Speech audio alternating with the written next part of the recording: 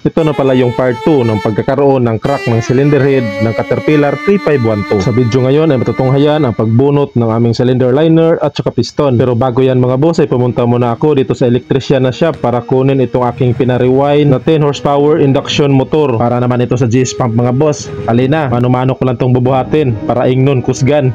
At i-deliver ko na to sa isang barko namin mga boss. Itong service na motor ko lang pala ang lalagyan dito. So translation na tayo mga boss at nandito na ako sa engine room. Una naming bubunutin itong ating piston. So kailangan malinisan muna ang mga carbon dito sa liner para mas madaling tanggalin or hugutin ang ating piston. Kasi minsan ang carbon ang magdadala ng higpit ng piston ring. Pagkatapos ay kailangan natin itong malagyan ng kunting lube oil para pampadulas, pang lubricate ba. After that mga boss ay papaikutin natin ang ating crankshaft para magkaroon ng posisyon ng ating connecting rod para maluwagan naman ang mga bolt nito. Malapit lang sa bintanilya ang posisyon nito mga boss. Ang makina na to ay maliit lang ang bintanilya kaya kailangan malaki ang iyong pasensya. 4 na connecting rod bolt ang tatanggalin, 16mm na 12 points. Pagkatapos maluwagan ang 4 na mga bolt ay kailangan na natin itong gamitan ng ratchet. Tapos huhugutin ng paisa-isa. Kailangan hindi magkabaliktad ang mga bolt nito mga boss. Plastar ito sa paglagay kasi meron yang mga marking. Shoutout pala kay Wheeler Toto, siya yung katungga ko dito ngayon. Although meron naman kaming torque wrench pero hindi kami papakampante, maglalagay pa rin kami ng mga marking sa kada bolt. So sa punto na to ay babaklasin na ni Toto ang Conrad cap. Pwede mo itong alog-alogin at pupukpukin ng maso. So sa punto na to mga boss ay natanggal na nga ang ating cap kasama na ang lower arm bearing. Ito namang cap ay hindi ka malilito sa pagbalik nito kasi meron naman tong dowel. So kailangan isipte natin ito at itago para hindi magasgasan ang ating bearing shell. And then pagkatapos nito mga boss ay paikutin naman natin ang ating crankshaft papunta sa top dead center para magtatap ang ating piston sa kanyang liner. Nang sa gayon ay madali na lang siyang hugutin. So sa punto na nga yan ay nakahanda na ang kahoy ni Toto na panikwat sa ating connecting rod arm. Medyo mahirap pala ang pagbaklas ng piston sa makina na to. Paano naman kasi wala siyang lifting eye bolt sa kanyang piston crown kaya kailangan itulak pa ito ng kahoy sa kanyang connecting rod arm para aakyat ng bahagya ang ating piston at mahawakan na ito ng kamay. So kailangan pala dito ang mahigpit na koordinasyon sa isa't isa.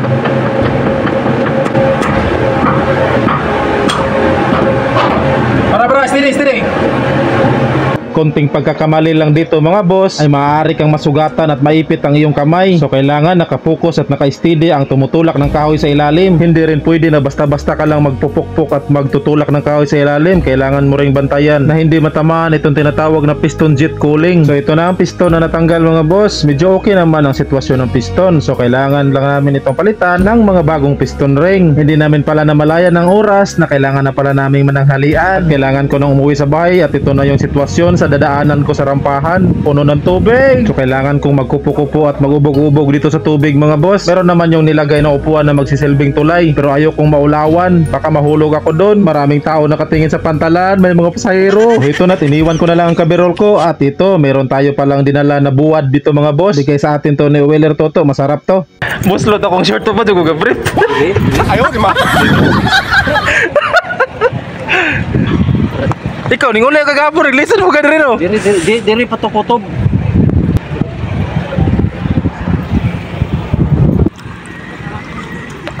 Kan style lah. Down mo kani rampa ni. Ada na ko tepay. Tika muli, babahon tika. Ha?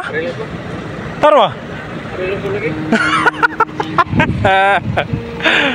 Tawa-tawa ka na boss kasi nakalagpas ka na sa baha. Anong sabi mo kanina? Wala kang brief at buslot yung short mo.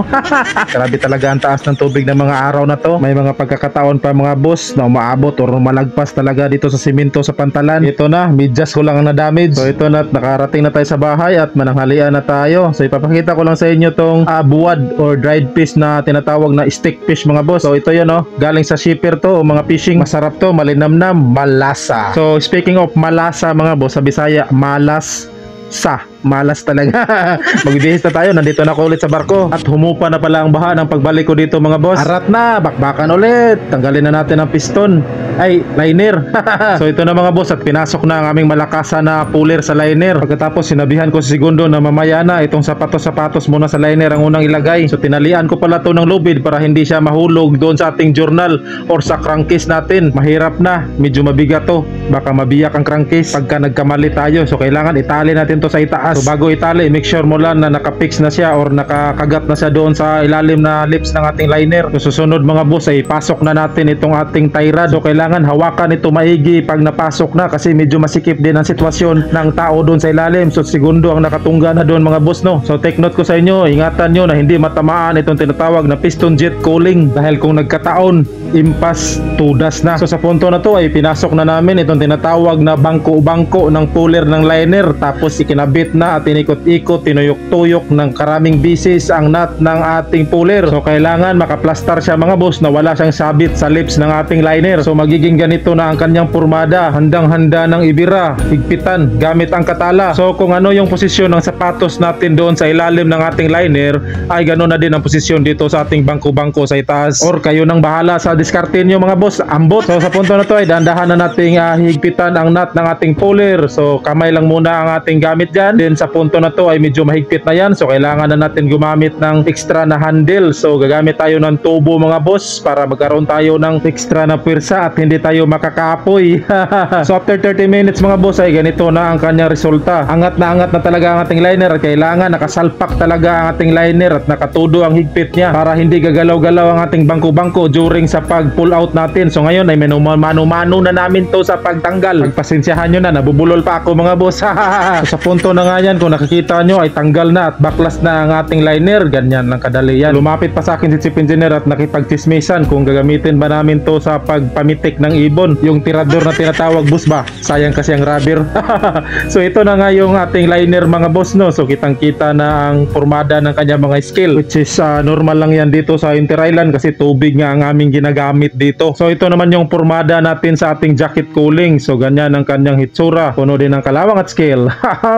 Linis-linisan na natin to mga boss para matapos na tayo at may salpak na natin ang ating liner. So napaka-importante mga boss na malinis talaga mga labi na sasalpakan ng ating mga o-ring sa liner para hindi magkaroon ng sugat at para magkaroon ng tamang sitting ang ating o-ring. So huwag kalimutan mga boss na bugahan din ng aire ang ating journal. At ito na nga po pala ang ating liner at kumpleto na siya ng o-ring mga boss. So tatlo ang kanyang o-ring at meron din siyang o-ring dito sa pinaka-lips niya na isa. So grasa lang ang nilagay namin dito. After that ay sasalpak at ipapasok na namin tong bago na liner mga boss. So ito na, maraming kamay ang tumutulong sa pagsalpak kasi ingatan natin, bago kasi bawal madamage. So ayan, nakakabit na ang ating liner sa ating cylinder block. So kailangan lang na natin siyang i-press. So mga ganitong klaseng liner mga boss ay hindi natin mai-press yan ng kamay. So kailangan gagamit tayo ng pressure dyan. So, dito sa amin meron kaming pressure, pero pagka ganito na original na o-ring ang gamit namin ay ganito lang ang gamit ko na pang press, pukpok lang.